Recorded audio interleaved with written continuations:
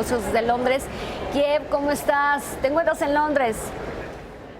Así es, aquí estamos. Muy buenas tardes, Lucero. Gracias por la invitación y siempre es un gusto saludarte. Bien, inician estas negociaciones. Vemos que hay mucha incertidumbre por esta postura que pueda fijar en las próximas semanas Reino Unido. ¿Bajo qué condiciones políticas está iniciando todo este proceso? Mira, es importante recordar que desde hace un año el gobierno británico dispuso de una unidad especial para las negociaciones con la Unión Europea para efectos de llevar a buen término el Brexit. El 23 de junio del año pasado se dieron los resultados en donde un poco más del 50% de la población apoyó la moción de salirse de la Unión Europea. Y siendo así, pues el momento político es muy interesante. Puesto que existen 12 líneas de negociación, las cuales poco a poco se irán desahogando con reuniones mensuales. Y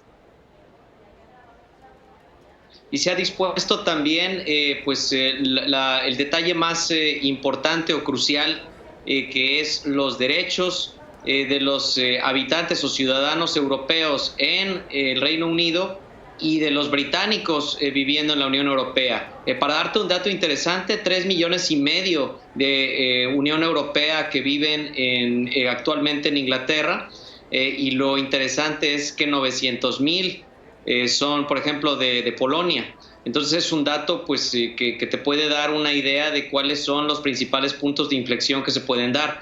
Y a nivel comercial, pues el tema de que el Reino Unido permanezca dentro del acuerdo común, dentro de la Unión Aduanera, y sobre todo con un trato preferencial con Irlanda y la República de Irlanda e Irlanda del Norte, siendo que Inglaterra pues posee un superávit comercial muy importante con estos dos países que te menciono, no así con el resto de la Unión Europea, donde Alemania es uno de los países con los cuales Inglaterra tiene un déficit muy importante de aproximadamente 25 billones de libras. ¿Quiénes estarán participando o quiénes podrán más bien involucrarse en estos encuentros? Sí, efectivamente, como te decía, los equipos de negociación dentro del gobierno británico pues están encabezados por Mr. Davis. Y sobre todo de parte de la Unión Europea pues tiene que ver el Parlamento Europeo y también existe ya un equipo de negociación. Se ha dispuesto que las reuniones, como te comentaba, sean mensuales, y de aquí a finales del año pues se debiera de tener ya perfilado lo que son los principios de acuerdo, y recordar que las negociaciones durarán aproximadamente 2 años. Entonces existe todavía tiempo y un margen de maniobra en donde Inglaterra continúa como país miembro de la Unión Europea, y sobre todo pues tratando de cuidar los derechos, como te decía, de los ciudadanos pues de ambos bloques. Esa negociación, como comentas, durará 2 años, debería concluir en marzo del 2019. ¿Qué podría retrasarla? Pues el tema que podría retrasarle serían principalmente 2 factores.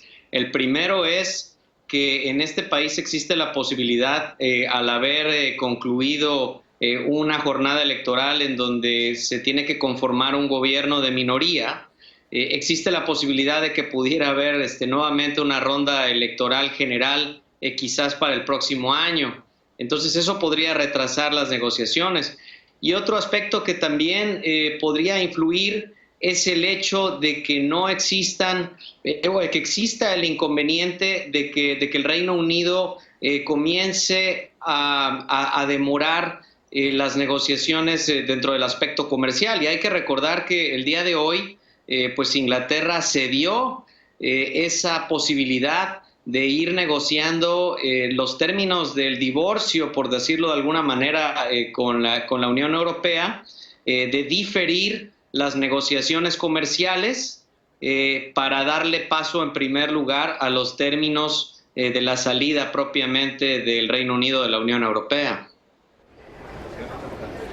Muchísimas gracias por la comunicación. Te mandamos un fuerte abrazo hasta Londres y, como siempre, te pido seguir platicando en los próximos días sobre este asunto.